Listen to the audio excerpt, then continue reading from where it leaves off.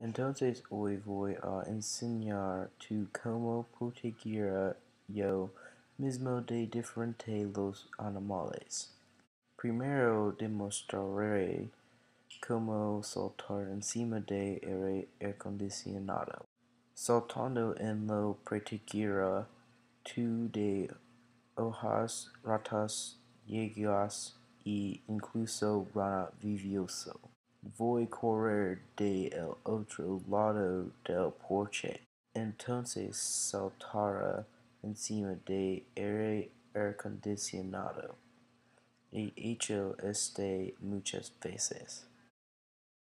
Necesita hacer esto con algunos habilidades de diferentes animales.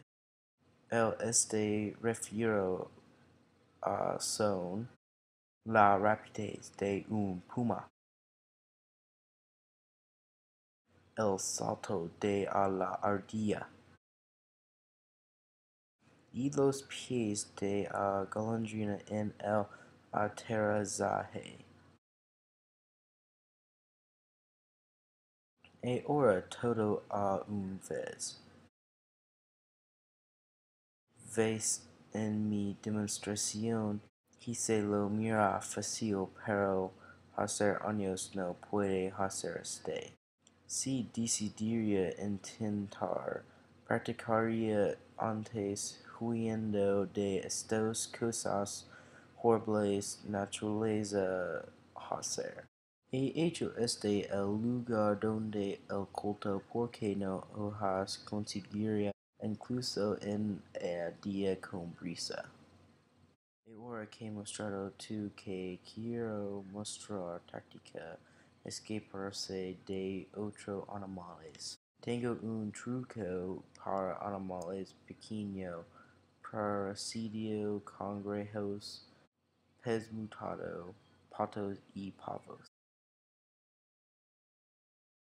Corres rápido, parecido a conejo. Para los animales grandes que no trabajar, tiene usar abajo diferente táctica, mirar y aprender. Un método es pretender ser a piedra. Lame tu nariz hacer parecer parecido es ya vecina. Este estaría algunos animales grandes lejos. He hecho bueyes, tiburones y toros gritar de el movimiento.